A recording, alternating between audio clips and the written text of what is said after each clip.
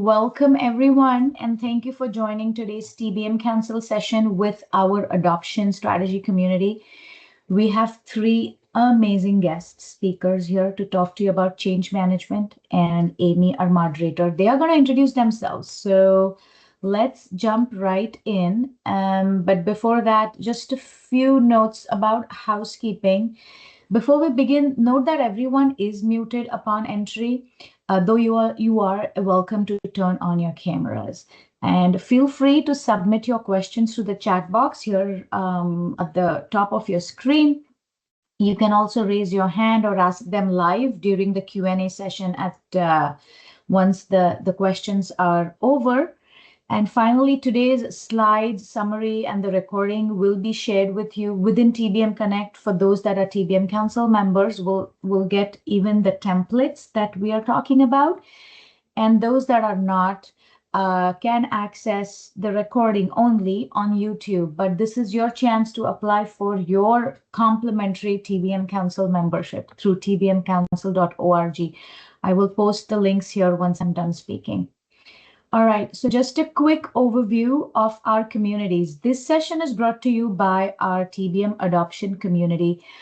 We organize our community initiatives into two main pillars, the technology and persona focus, and the industry and networking groups. As you can see, most of these work groups are in flight actively, with two others to launch very soon, the executive and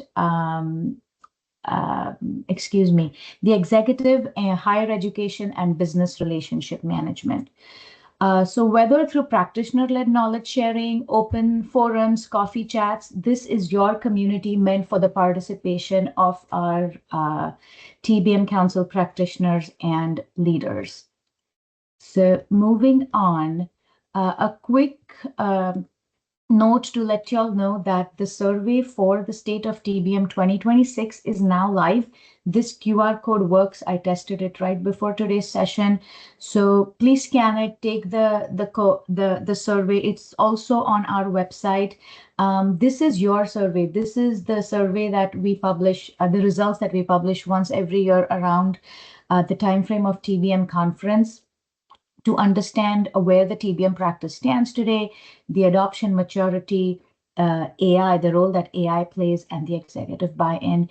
And those of you that do take the QR code, you stand to receive an education voucher for our newly refreshed TBM certifications, and also discounted registration for TBM conference. All right, keep us moving. Here's a look at the adoption work group, the work group that puts these events together.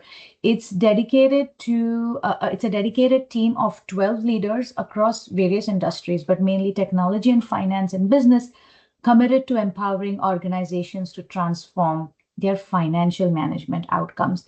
And just wanted to extend a huge thank you to them for driving this initiative forward, and also to our speakers. And if you are interested in getting involved, in spending about 2 hours a month, volunteering opportunities are open. There is an email address there. You could email us or hit me up on LinkedIn. The next slide is a quick snapshot of the TBM framework. We have lots of details about this on tbmcouncil.org, our website. And this is quite this is a static image, but what you have online is more interactive. So each of these boxes open and share a little bit of detail, and then it links out to various other articles and blogs. Today's session is on change management and how TBM helps you make those decisions. So it is part of our foundations within the TBM framework. So be sure to take a look at it on our website. Next, on change management, we are very excited, and this is very timely with this open forum, to introduce a change manager's guide for TBM use case development. There is a QR code for you to scan and read this, but it's also available for you on our website. It's a practical playbook designed to help you navigate the people and process shifts needed to see the true value of TBM. All right. So without further ado, I would now like to turn this over to Amy, our moderator, to launch today's session. Welcome, everybody. Awesome. Thanks, Nikita. So guys, buckle up. We're about to take a road trip together and we're going to chat through change management. As Nikita just mentioned, when you think about people, processes, and technology, sometimes call it people, processes, tools, a lot of projects or capabilities are really focused in on, let's get the process nailed, let's deploy a tool. But the crux of that three-way triangle, if you think through it, the most important part is the people. Us as human beings, and I say us, maybe some of us might be unique or different. You think about us as human beings, who likes change on the phone? If you do, that's fantastic. But most humans don't. Why move our cheese? Why change our routine? If everything's working, why fix it? In fact, I'll give you an old adage that my grandmother, Catherine Kruger, told me when I was 10 years old. She goes, if it ain't broke, Amy, don't fix it. And she was very firm on telling me that even into my 20s. Having said that, I think of all the things that have broken in my life, personally and professionally. And the great things that happen is I change. And so today, as we go through our road trip together, I have the privilege to introduce our panelists. So first and foremost, next slide, Miss Nikita. We have 3 change activists, change agents, rebellions that are here that are going to share their best practices. They're all about the people in the triangle. They're all about making sure that you are set up for success. In the comments, I would love to know how you and your organization are doing with your TBM program. Are you just starting? Man, you've already left. You're on an interstate or an Autobahn driving 1,000 miles a minute and making some serious change. I would love to see some comments out there. But we've got 3 fantastic gentlemen here. We've got Chris Barrett, who's our Chief Transformation Officer at Stockton Heath Consulting. I'll share a nugget about him in a minute. Troy Folsey, who's an Executive Consultant and Transformation Advisor at Folsey Transformation Services. And last but not least is Mark Green. He's the founder of Change Rebellion. I'm merely your moderator, Amy Bialik. I'm the Vice President of Transformation at Johnson Controls and a longtime TBM evangelizer, advocate, whatever you can think of. I'm all about keeping the legacy alive. So let me share with you first a little bit about each of our speakers. We'll start with Chris. Now, I do want to share on each of the slides as we introduce them, there's a QR code. Stay connected with these guys. They have some great knowledge they share, some of them every day, some of them every week, but they can share just some practices that they see out there in their network. So I'll start with Chris. Chris is a transformation officer today, and he has more than 20 years experience, driving enterprise-wide value within many organizations. He takes an approach that's metrics-driven to ensure proper delivery and a disciplined way of best practices. And so therefore, he helps focus and ensure that the change is adopted. He holds an MBA in distinction from Manchester Business School. For awareness, Chris is based out of the UK. So Chris, thank you for joining us today. It's such a pleasure. Oh, thank you. Pleasure's mine. Up next, we've got Troy Folsey. Troy Folsey is a transformation leader who guides organizations specifically in helping technology investments and the adoption of those. He ensures that people, processes, and strategy are aligned to ensure that an IT or technology investment occurs or digital transformation occurs successfully. He has worked, personally, I've worked with Troy in 2 organizations, and I've seen him in action. He is a change agent, and he loves some change. He helps partners with executives to help simplify that approach or complexity, ensure that they have stakeholder engagement and alignment, and create conditions so that teams feel like they can embrace whatever technology or processes that are rolling out. Troy is based in Dallas, Texas, in the United States. Last but not least is Mark Green. Mark Green is very eccentric. This is one of the things I've gotten to love about this gentleman. As similar to Chris, he's based out of the UK, but he is a founder and a visionary at that of the company, which is award-winning Change Rebellion. He has a unique company approach that's very much dedicated to ensuring organizations deal with the complexity of people in adoption. He helps provide clarity, purpose, and gives that human-centric approach. So, gentlemen, thanks for joining me today as I moderate and I take us on our road trip. So, guys, we are glad that you're here too, Troy. We're going to walk through some questions. And at the end of this, we'll have a Q&A session. If you have questions along the way, feel free to throw them in the chat. We can definitely take them as we walk through. So we're going to start first with just a milepost. How do we translate TBM metrics into change milestones? We'll then continue on our journey, and we'll talk about detours and pit stops. How do you ensure you're managing the readiness and creating awareness, a forthcoming awareness of possible resistance? For many of us on the call, in our personal lives, maybe professionally, maybe within your own TBM program, you've hit pit stops, detours, ones that you were planning for, ones that you weren't planning for. So we'll dig a little bit into that. And last is fueling your journey. So at the end of the day, we need fuel to keep going. It doesn't stop once you roll a technology or a TBM capability out. So how do you ensure that you realize that sustained value? Ensuring that TBM drives change within your company. So we'll start out with the checkpoint milestones. And I'm going to start with Chris. Chris.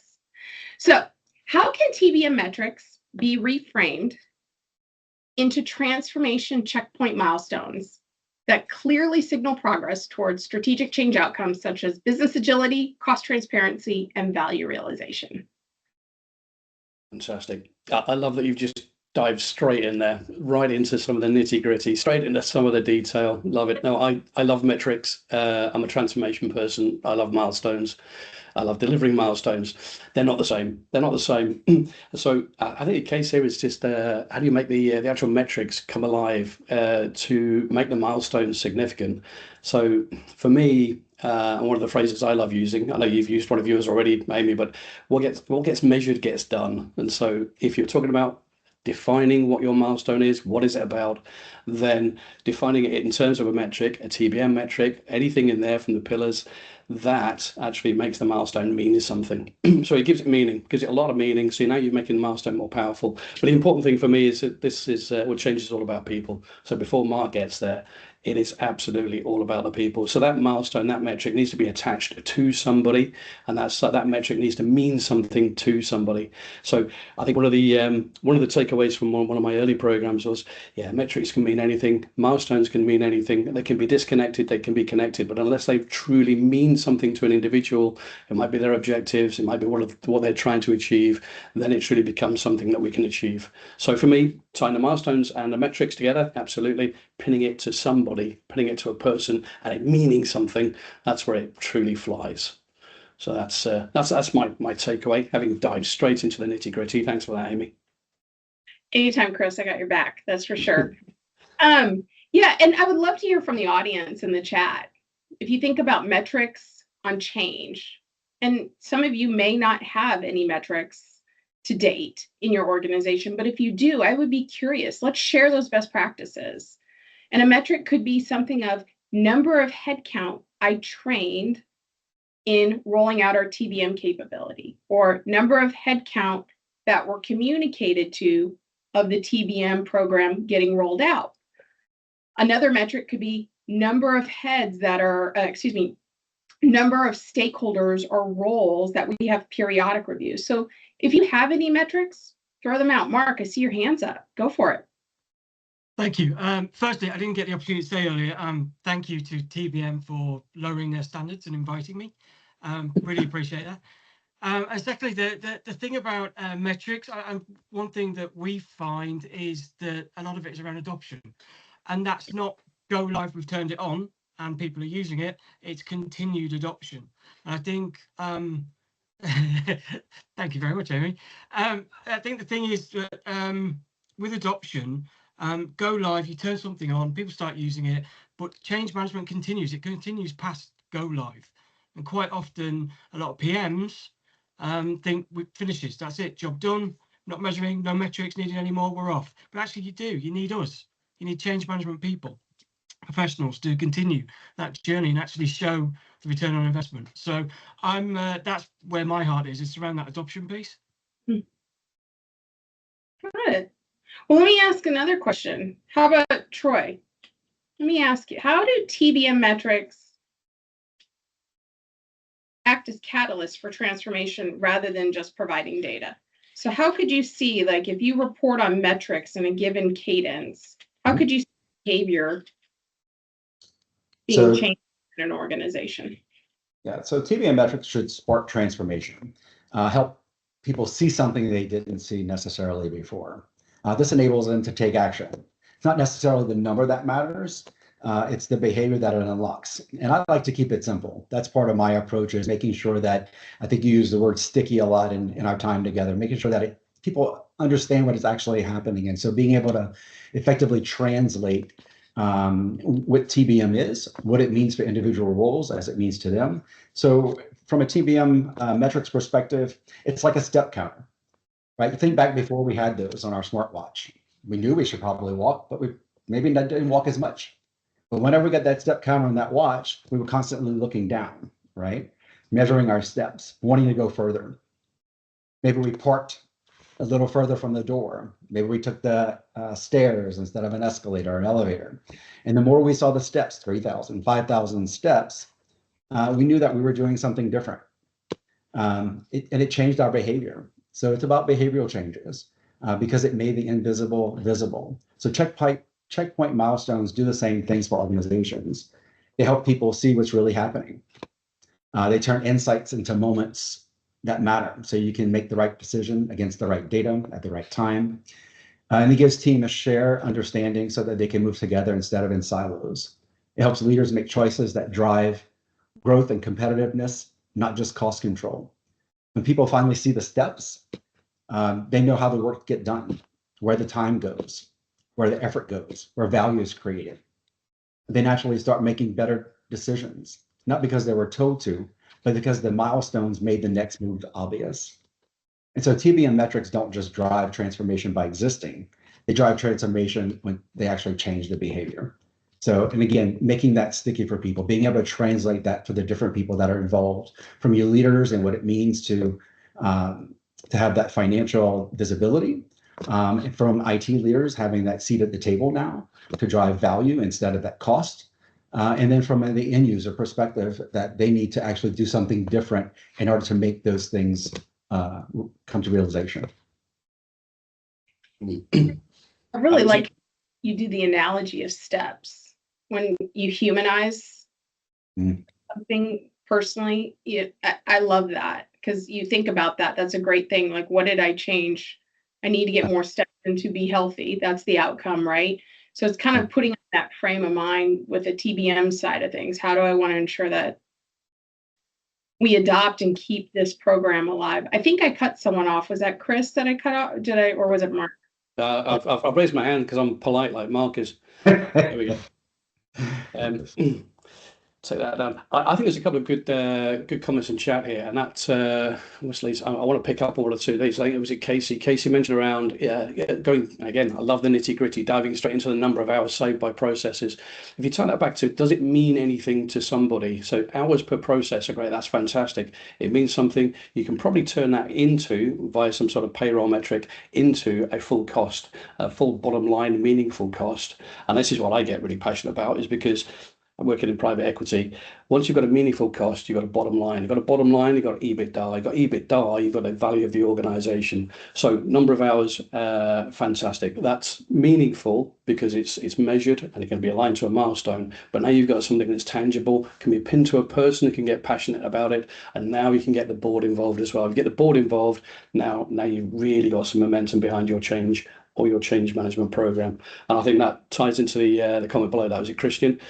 Yeah, I've got the same concerns as Christian here. You can build anything you like, and trust me, I've built some fantastic Excel spreadsheets in my time, but unless there's meaning behind it, unless there's allocation behind it, then you have created, I think you called it an allocation palace. You've created something that's fantastic, but it doesn't drive change, doesn't drive meaningful change to the bottom line, doesn't drive any people to get passionate about it because it becomes a hobby, and therefore you've lost the engine out of your change. So there's at least one other person here in private equity on the group, I'm sure, but driving board and board interest will drive your change program quicker than most things, and making it meaningful in those terms. I'm sure I can pick on hours saved by process, by allocation, by payroll. That's human capital management value. That is bottom line. That's EBITDA. So I mentioned the magic EBITDA. Anyone in private equity gets excited at this point. Chris, you bring up a really great point there. I'm going to just bounce away from our questions for a second. And the notion of the board, like key leaders in an organization. And one of the term I'm going to use is that is a stakeholder group. And Chris, you're exactly right. If you can demonstrate something to a board member or a series of the board of directors, it tends to then say, hold on, if the board's talking about it, then our organization needs to be talking about it. And then you think about other stakeholder groups, right? For folks here on the call who are TBM practitioners, we need people in the ITSM world. We need folks from finance, HR. So those could be individual contributors, right? Who may not get the notion of selling upward, but you've got a vast array of stakeholders you got to touch from a change perspective. And so I love the notion of get it in with the board. It definitely will drive stickiness immediately, right? Because then everyone would want to talk about it. Mark, ask away, my friend. Thank you very much. I'm just following on from your point. I think it's good. I think in terms of metrics like this that we're talking about now, I mean, this is like, how do I phrase it? It's like an exec board's dream to see these kind of things. But what we also have to remember on the counter side is a lot of the stakeholders that we're dealing with just care about what it means for them. So I think metrics are great, they're brilliant, and for certainly from a sponsorship level and to show that you're adding value, fantastic. It's what the big boys and girls want to see at the top. But I think the other flip side of it is, whilst this is good for them, the people that were working with us in change, typically on the ground, are going to be concerned about how does this affect me? What does it mean for me? The fear that we all know, we've all seen it and felt it. And I think it's a great partnership, metrics for those that need it to help push and drive the change agenda. And then on the flip side, spend time with the people on the ground and make sure they're looked after and engaged with and communicated to as well. So it's a nice combination, I think. It's a beautiful harmony. It's like peanut butter and jelly. It's just beautiful. Peanut butter and jelly. Mate, I had to. Sorry, I just left Britain behind for a second there. I've got a follow on. I think it touches on another question. I love reading these questions in chat. How do you individualize it? And that goes straight to the point I made first. How do you pin things that are metrics, are tied to milestones, or how do you make them meaningful to an individual, to a person, then a team, and they get rolled up to board? Ben Banks of York has asked that question, hasn't he? Like, how do you separate what each individual initiative actually contributed versus what shows up to board as one big blended number? If it's one big blended number, that looks lovely to the exec stakeholders, the board. Doesn't mean anything to the individuals that really contributed to it. Number of TBM metrics can be individualized. They can be performance.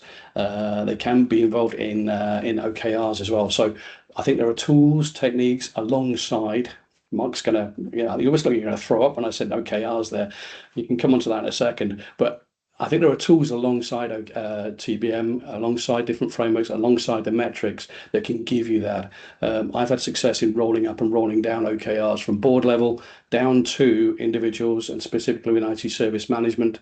I've had mean time to recovery mean something to a team individually, part of their objectives for the year, and mean time to recovery being actually discussed at board. Those metrics, they drive up and down. I think as objectives, key results can also roll up and down. That's a real discipline. So again, the risk is you're building a palace, it looks fabulous. Does it actually work in the organization? And that's where you've got to be super pragmatic as well. Well, guys, how about we move on to the next stop of our trip? And we're going to talk about detours and pit stops. I'm sure many of us, as I mentioned on the call, have experienced this sometime in their personal and professional career. But when you think about TBM and an implementation, or TBM is ingrained within your organization, like how do you deal with that? And so I'm going to start out actually with Mark this time.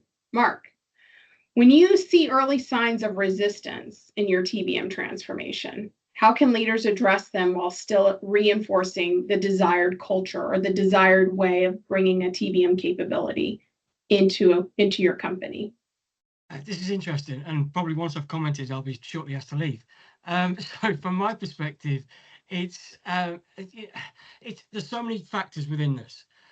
So resistance, we all know, is fear. That's all it is, plain and simple. It's fear of the unknown, fear of what's coming, fear of the change.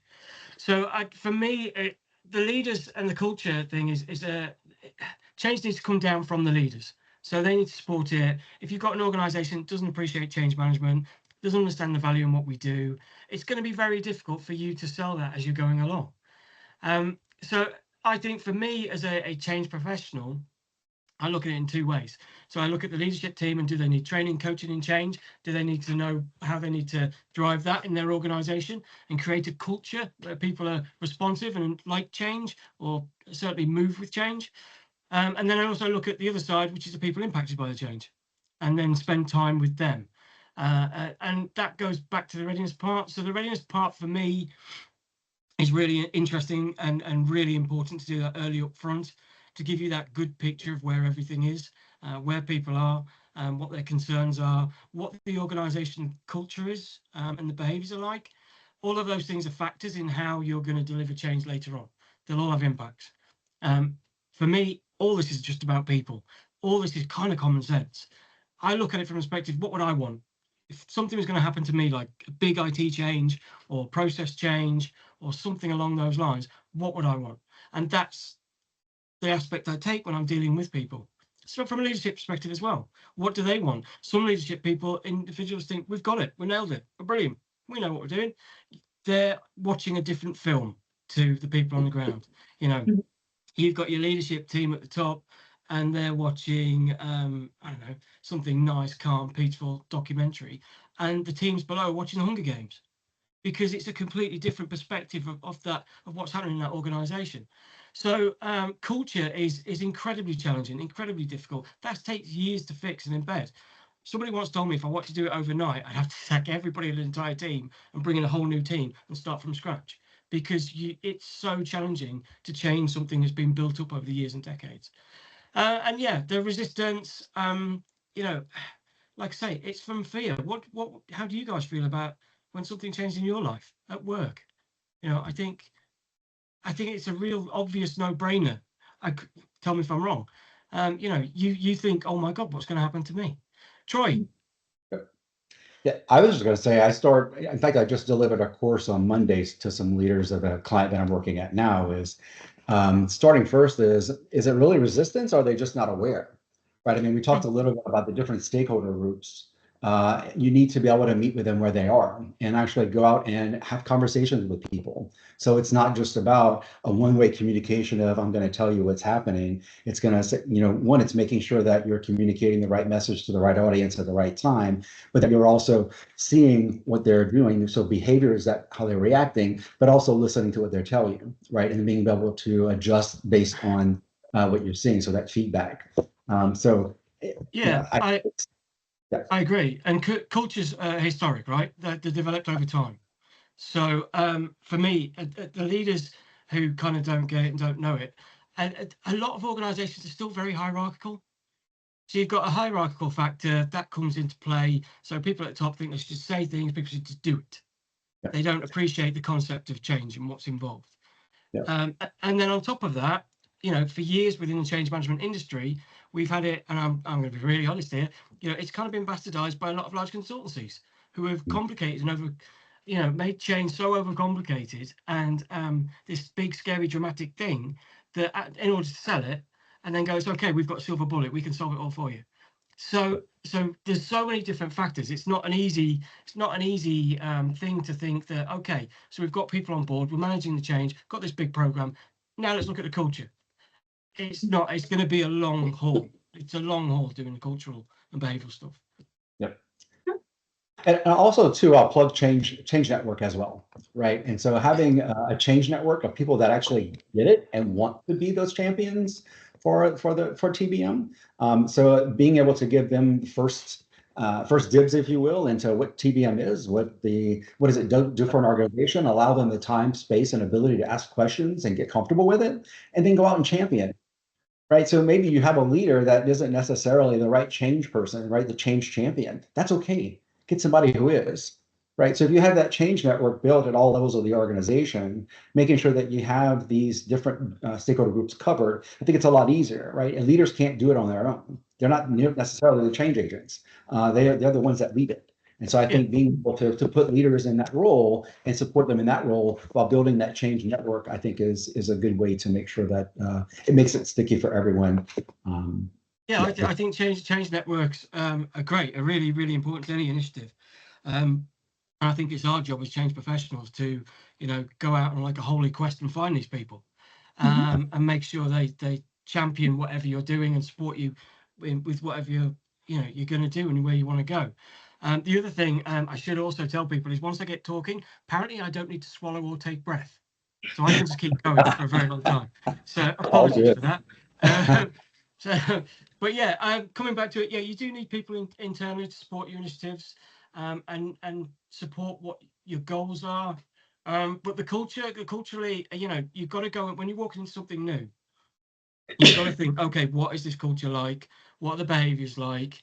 As a separate entity to whatever you're working on. If it's Oracle, SAP, or whatever you're working on, you look at the two separately, but they both have to be considered because they're both equally as important. Excellent. Well, and this, gentlemen, if I could just interject, this is part of rolling out a TBM capability, or maybe you already have one that's ingrained, but it's fizzling out. Maybe a leader left that was your biggest champion. This is my, just putting in my 2 cents here as being a TBM evangelist for many years, is pausing and writing things down, doing a stakeholder analysis, right? Figuring out your training strategy, your communication strategy.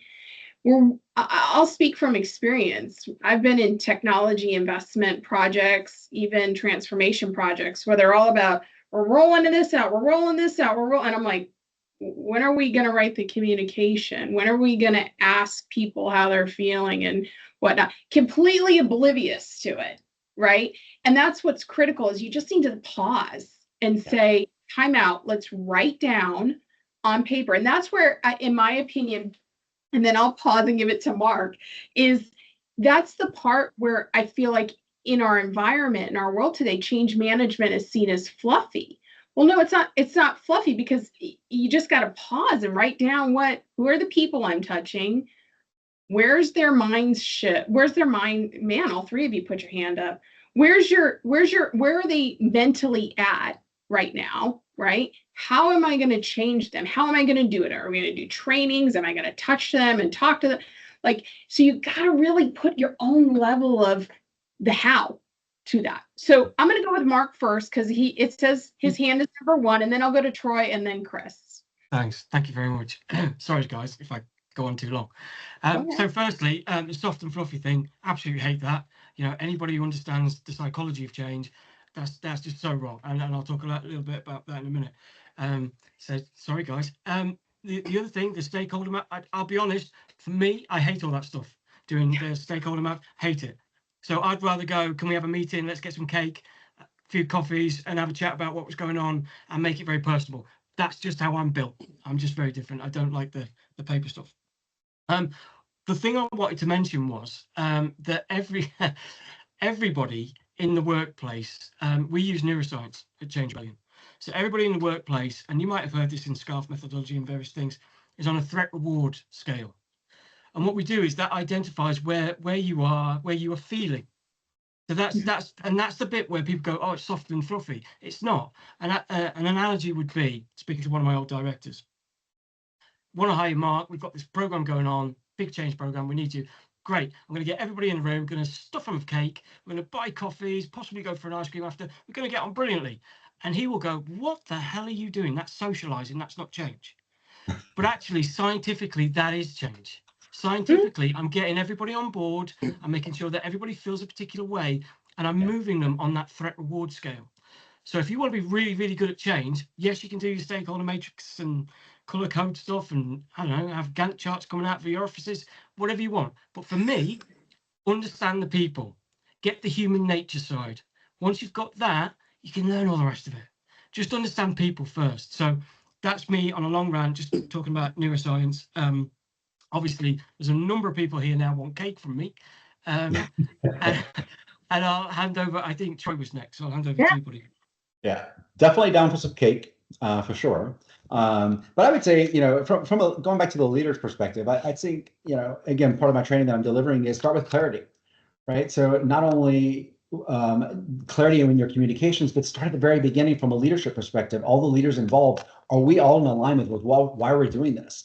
What does the end result look like? What happens if we don't do it? What are the risks, right? What does success look like? If you don't have alignment at the leadership level, it creates chaos when you're trying to deliver those communications and training and anything else, right? So I think starting at the very top and starting having clarity around why the change is happening and have a clear understanding for sure what success looks like, because how can you even then hold people accountable for doing the things they need to do from an end user perspective, the people that actually do the work, if you can't communicate what success looks like, and if you can't clearly communicate expectations and what they need to do. So I would say leaders need to start with creating clarity and a common understanding of why the change is happening, not only why it's good for the business, but why is it good for the individual, and trying to personalize that. And if they have trouble with that personalization, then that's where that change network comes in, right? Those people are closest to where the change happens, and they should be able to translate it effectively to those that are closest to the change. And Chris, final thoughts. I'm definitely team cake. Mark wants more cake. I'm trying to add something a little bit extra here, because we talked about leadership, talked about sponsorship, and change programs fly when they've got that true dedicated leader, visibility as well, and that's where the change network and the champions networks come in. Talk about clear direction. So they are some of the things that I look for. Transformation person walks into a brand new place. We talk about leadership, the direction, the mission, the vision, clear direction. The thing I'm looking for next is actually dedicated resources. And that translates itself into permission to do this stuff. Everyone's full. Everyone's 120% of their day job is full. The hours are absolutely full. The days are packed. I get a Calvin and Hobbes quote in there. But you really are needing to give people that permission to do this. So it's not side of the desk stuff. Side of the desk is quite often a route to failure for change management program, for transformation programs overall. It needs some dedicated people in there. If there's a change person in there, a champion, you need to give them permission to spend a day a week, 2 days a week, whatever it is, to be able to do that. And that comes from leadership as well. So ties together, but I'm looking for dedicated time and also permission to spend time on these things, permission to get stuck into change management. It's a thing. It's not soft and fluffy. It's a thing. Yeah. Mark, I know you had your hand up, but you took it down. So all I was going to say was, just for people out there in the war zones, typically leadership have different dietary requirements, so they tend to prefer alcohol and red meat. Just throwing that out there to help people. just take Breaking bread. Yeah, breaking bread. Well, let's move on in our journey. We're going to chat a little bit about realizing and sustaining values. So for those on the call, if you've ever been through a TBM journey where it's starting to putter out, or maybe, how do you continue? It's going well. How do you can continue that momentum going? Let's talk about ensuring that you're fueled for that. So can we go to the next slide for me, Nikita? And I'm going to bounce this one to Chris. How should leaders adopt their TBM transformation approach as AI becomes more embedded within the world, within value management and decision making? So how should leaders adapt their TBM transformation approach with AI? Every call, every day, every LinkedIn profile, every LinkedIn blog and post mentions AI. I think right up front, it's a recognition here. There's a big change here in terms of what's available. The change about where we're going, and the world is changing. There's no doubt about that. But it doesn't dilute the ability to implement change. It doesn't change what transformation is all about. It is still a tool. It's a highly effective tool if you use it right. Got a bunch of agents working on the side here, but I think the key thing for me is not get too excited about this. That's tricky to say. AI is definitely a thing. It's doing some wonderful things. But if you get too excited, you start running before you can walk, then you've probably passed the basics, the foundations, the data layers, the integrity, the accuracy of your data. Now, without that, I mean, it's bad enough with AI hallucinating in different respects anyway, but if AI is hallucinating on inaccurate data, then now you're going to have to unpick several layers of problem. So I think it's a cautious, it's a measured approach, and it's a very deliberate approach. And for me, it's got to be a value-driven approach as well. AI applied to where it's going to add value, not applied to where it's the latest, sexiest, most interesting thing that people can do. So I think there's some discipline attached to this, and this is where TBM comes in. Absolutely, it has the measurement, it has the metrics.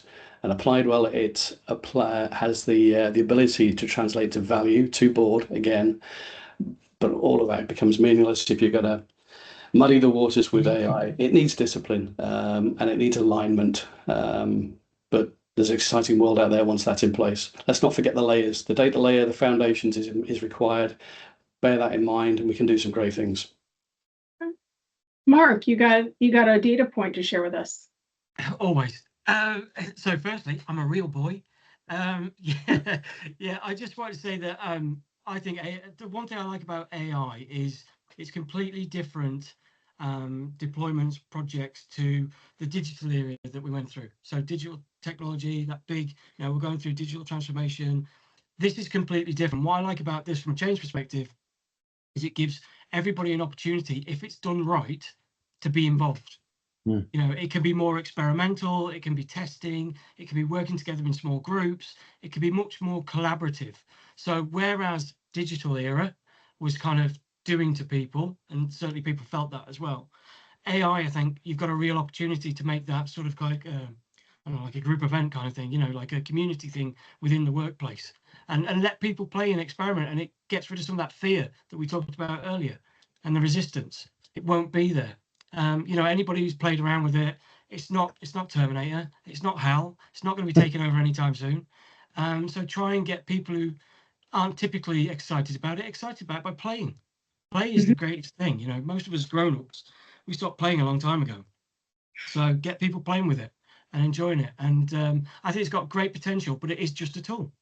It's not big and scary. It's just a tool. Very useful tool, but it's just a tool. There you go. Thank you. It could be a very expensive tool. Yeah. Troy, you got your hand up there, my friend. Yeah, I'll just stress that as well. It's a tool, right? I mean, if you think of something as easy as autocorrect on our phones, right? It's a suggestion, right? You still have to have the knowledge and understanding and ability to be able to make a decision on whether that's the right word, right? Or not, and whether you want to send or not. So it's kind of the same thing of, I use AI every day in just about everything that I do, from my personal life to my business life. I mean, it's made me so much more productive. Productive. Thank you. Yes, it's made me so much more productive. But again, I'm in the driver's seat, right? It's not AI is sending things on my behalf. It's not AI creating all these things. Even the prompt that I create matters, right? The data that I feed into it, the parameters by which I ask for something back matters. And so you still have to have knowledge. It's not, I can't go and tell it to build a car and I have no idea how to build a car. It's not going to build me a car. Right. I mean, it's just the user has to understand and have familiarity and some type of knowledge in order to build great prompts that give great results. And from a leader perspective, I think we need to embrace that and try and take the fear, but also set parameters, right? Put some guidelines from an IT perspective. I know most IT organizations now have guidelines, have security risk or security parameters in place to protect the organization. So, I mean, you can't go out, or you shouldn't go out and do some crazy things, but I agree with Mark. I mean, go out and play with it, get used to it, understand it, but know that you're in the driver's seat, that you have control of those things, right? And it's just a tool. It's a tool to help us think differently, think more broadly, think of things that maybe wouldn't have otherwise come to us. So yeah, I use it every day. I've embraced it. Yeah. Well, we have been on a fantastic road trip today, and I'm going to have us come to a stop at a rest stop now and open it up for a couple further, see if we have any questions out there. Feel free to come off mute and lean into any expertise with Chris, Troy, or Mark from our audience.